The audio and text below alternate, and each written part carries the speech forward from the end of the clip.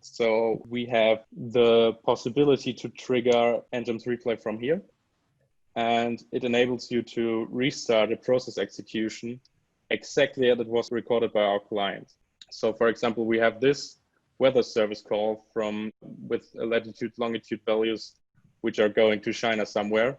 And I can click here, open the plugin for replay submenu, and click on replay. Then it will be populated to the BWCE process and will be processed again. And you will see that this process changes into a starter. And this one is the replayed process. So as you see, it's a completely same result, but it's a different execution of the process.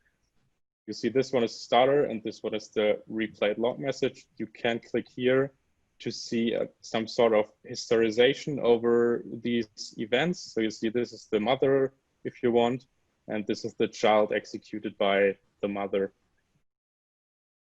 This can help you in development, for example, or if you want to replay certain events that failed and now a subsystem is there again and you just want to reprocess some amount of data.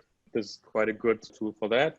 And we do have a replay command line tool to do it in the command line and to do batch replays if you want. For example, if you have a longer list of errors which you want to replay, then you can do it with this tool.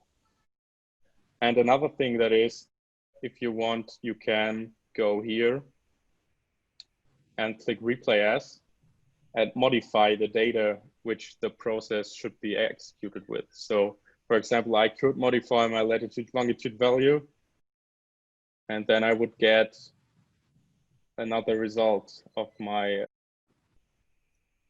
process execution.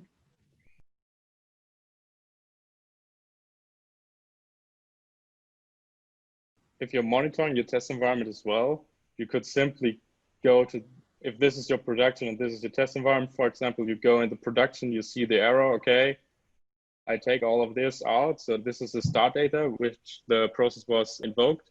You copy that out and copy it into your test environment, and then it started in your test environment. That's possible.